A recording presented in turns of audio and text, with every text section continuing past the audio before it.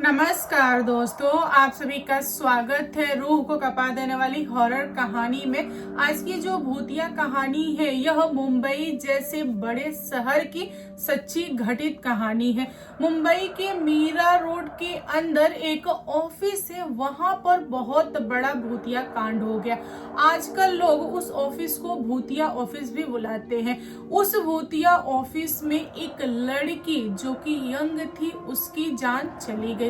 तो चलिए बिना देर किए इस कहानी को स्टार्ट करते हैं और बताते हैं कि उस लड़की के साथ आखिर क्या हुआ था। दोस्तों, नोएडा की एक लड़की है जिसका नाम है इच्छा और वह अपने माँ बाप की इकलौती लड़की है। माँ बाप ने उसे बड़े ही प्यार से पाला है और माँ बाप हमेशा उसको साथ में रखते हैं। इच्छा की बहुत बड़ी इच्छा थी कि वह मुंबई जाए और मुंबई में रहे। वह बचपन से ही ख्वाब देखती थी, बट उसके माता पिता कभी बाहर जाने नहीं देते थे। इसीलिए उसने पढ़ाई के बाद अपना दिमाग लगाया और जॉब के लिए उसने अप्लाई किया मुंबई में।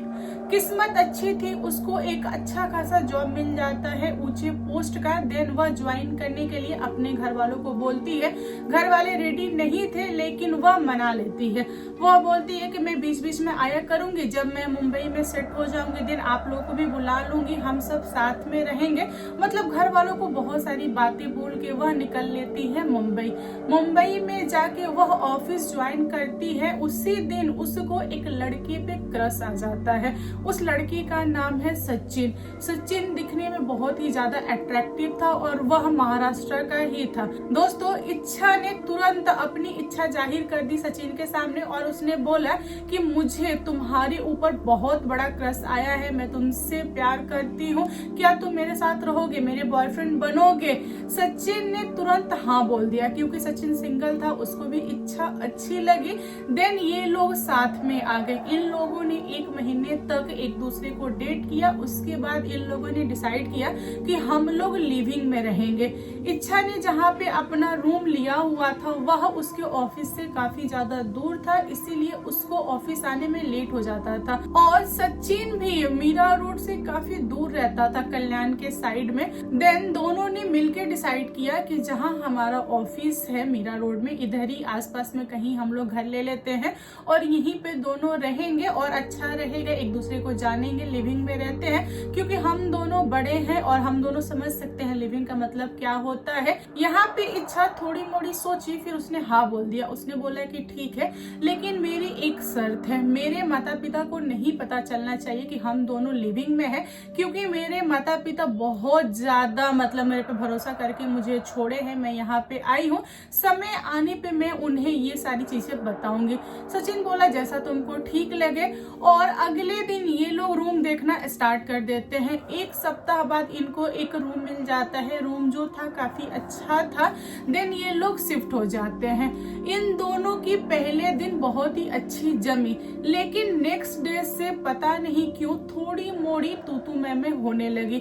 सचिन को इच्छा अच्छी लगती थी। इच्छा सच में बहुत ही प्यारी लड़की थी, मतलब किसी से लड़ाई झगड़ा वगैरह कुछ नहीं। लेकिन उस घर में गए हुए उसको मात्र 1 दिन हुए थे, यानी 24 घंटा भी नहीं हुआ था। सिर्फ उसने रात ही बिताई थी वहां पे। उसके बाद उसका जो नेचर था वह एकदम बदल गया। वह सचिन से लड़ने लगी, सचिन से झगड़ने लगी, उसको बात बात पे ताना देती थी, जितनी भी चीजें करती थी सब उल्टा करती थी। सचिन स्टार्टिंग में थोड़ा मोड़ा बर्दाश्त किया, लेकिन इन लोगों का जो मैटर था वो धीरे धीरे काफी बड़ा होता गया।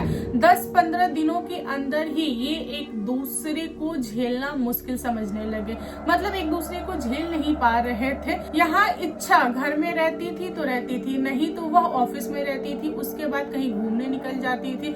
इच्छा चाहती थी कि वह अकेले रहे, उसको कोई भी परेशान ना करे।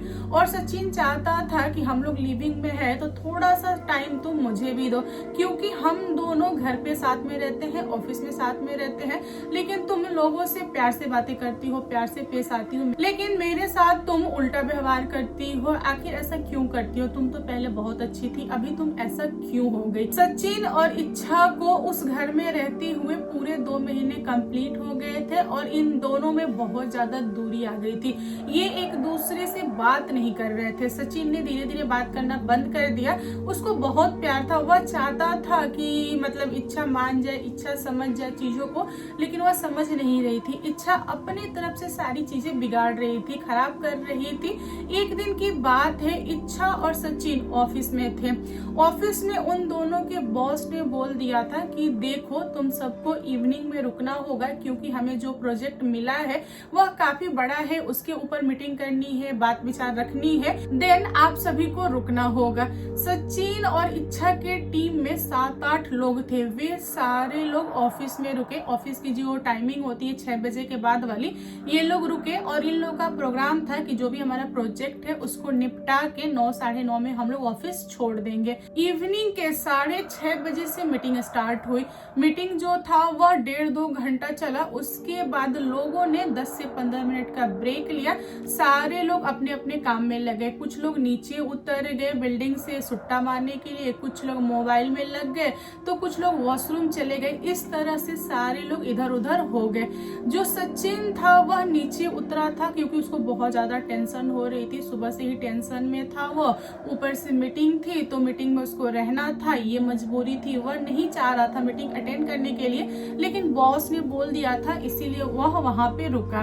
वह नीचे उतरा कि थोड़ा सा सुट्टा उट्टा मार लूंगा तो थोड़ा सा मतलब राहत मिलेगी। इसी बीच इच्छा जो थी वह ऑफिस में बैठ के मोबाइल चला रही थी। मोबाइल चलाते चलाते उसने स्टार्ट कर दिया रोना, मतलब बहुत भयानक तरह से रोने लगी। उसके अगल बगल जितने लोग थे सारे लोग डर गए। उस समय ऑफिस में मुश्किल से 6 या 7 लोग होंगे, यानी गार्ड को मिला के। यहाँ पे सारे लोग इच्छा को दूर से देख रहे हैं कि इच्छा ऐसे कैसे हरकत कर रही है। इच्छा एकदम से बदल गई थी।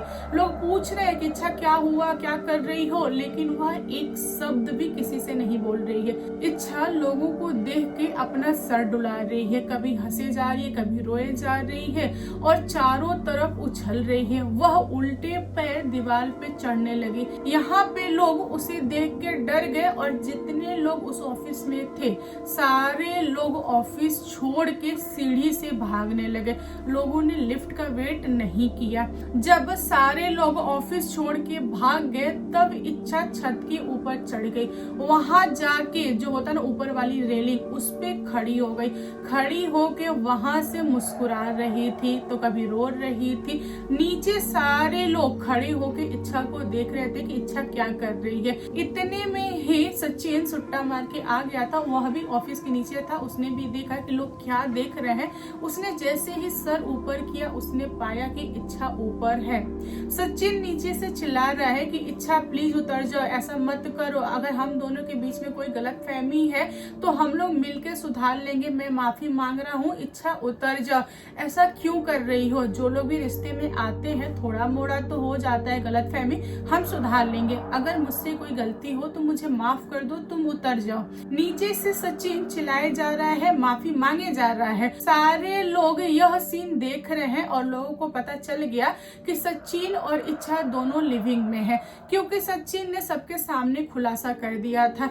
इच्छा जो थी वह ऊपर से छलांग लगा दी। नीचे आते आते उसने दुनिया छोड़ दिया। अब होना क्या था? एम्बुलेंस आई, इच्छा की बॉडी गई हॉस्पिटल में। जो भी आगे की प्रक्रिया होती है वह सब कुछ हुआ। इधर सचिन की हालत खराब, वह डर के मारे अपने घर से बाहर नहीं निकल रहा था। इच्छा के पेरेंट्स पहुंचे मुंबई में। उन्होंने अपनी बेटी की यह हालत देखी तो वे लोग टूट गए। इच्छा के माता पिता ने ऑफिस के लोगों से बात किया, तब जाके उनको पता चला कि सचिन और इच्छा एक दूसरे से प्यार करते थे और लिविंग में थे। इच्छा की माँ पहुंची सचिन के पास यह जानने के लिए कि आखिर मेरी बेटी के साथ क्या हुआ, उसने क्यों ऐसा किया, तुमने कुछ बोला था या क्या मैटर हुआ कि उसको खुदकुशी करनी पड़ी। सचिन ने इच्छा के माता पिता से माफी मांगा और बताया कि देखिए इसमें मेरी कोई गलती नहीं है। जिस दिन से हम लोग लिविंग में आए हैं ठीक उसके अगले दिन से हम दोनों की नहीं बन रही है। इच्छा अलग रहती थी, मैं अलग रहता था। हम दोनों धीरे धीरे एक दूसरे से से बात करना बंद कर दिए थे। हम दोनों एक दूसरे को देखना पसंद नहीं कर रहे थे। बस मैं इसी उम्मीद में था कि आज नहीं तो कल इच्छा मान जाएगी, लेकिन इच्छा मानी नहीं। वह एक अलग सी दुनिया में चली गई थी। इच्छा की माँ को यकीन नहीं हुआ कि सचिन सच बोल रहा है।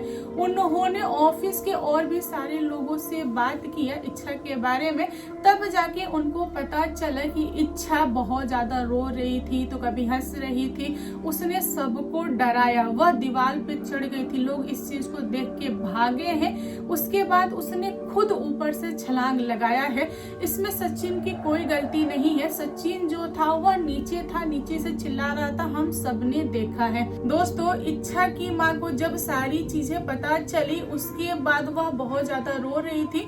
उनको समझ में आ गया था कि कोई ना कोई आत्मा ने ही किया है, यह आत्मा का ही खेल है। कोई आत्मा थी जो मेरी बेटी के अंदर आ गई और उसने ये सारा कांड कर दिया। हम ही लोग की गलती है, हमें नहीं छोड़ना चाहिए था। इच्छा मुंबई आई तभी ये सब कुछ हुआ है। दोस्तों, ऑफिस के नीचे जो गार्ड था उसने इच्छा की माँ को बताया कि देखिए, आपकी जो बेटी दुनिया छोड़ी है उसके अंदर अनुराधा की आत्मा थी।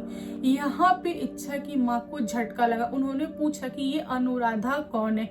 तब उस गार्ड ने बताया कि देखिए, ये जो बिल्डिंग बनी है मेरे आंखों के सामने बनी है और मेरा जो घर है बस थोड़ी दूरी पे है। हम सभी को पता है कि यहाँ पे एक आत्मा रहती है। वह आत्मा किसी को भी इजाजत नहीं देती कि प्यार में पड़ो और शादी वगैरह करो, क्योंकि आत्मा का प्यार अधूरा रह गया। ये जो आत्मा है इसका नाम है अनुराधा और इसके माता पिता यहाँ पे मजदूरी करते थे। पूरा दिन भर ये लोग काम करते थे, रात में भी काम करते थे, बीच में खाना वगैरह बनाते थे और यही बिल्डिंग में ही सो जाया करते थे। अनुराधा को एक लड़के से प्यार हो जाता है और वह उससे शादी करना चाहती है, लेकिन अनुराधा के फादर को वह लड़का पसंद नहीं था। अनुराधा के फादर ने उस लड़की को 2-3 चाटा मारा और वह लड़का डर के मारे अनुराधा को छोड़ के अपने गांव भाग गया। अनुराधा काफी टाइम तक उस लड़के का वेट किए, लेकिन वह लड़का लौट के नहीं आया। देन उसने डिसाइड किया कि वह लड़के के गांव जाएगी।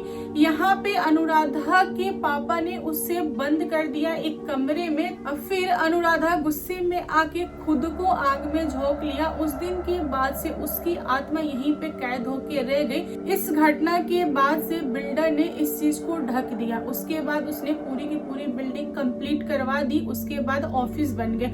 यहाँ पे लोग आते हैं, काम करते हैं, किसी को भी आत्मा परेशान नहीं करती है।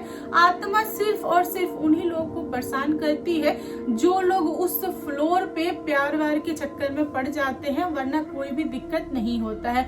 यहाँ पे जाके इच्छा की माँ को सब कुछ पता चला, फिर भी उनको थोड़ा सा डाउट था। उनको ऐसा लग रहा था कि आत्मा ने ही किया है या फिर मेरी बेटी प्यार में आके ये सारी चीजें की है। इच्छा की माँ ने इच्छा का सारा सामान पैक किया मुंबई में। उसके बाद वह पहुंचती है अपने गांव। वहां जाके उन्होंने तांत्रिक से दिखाया, इच्छा के कपड़े वगैरह दिए।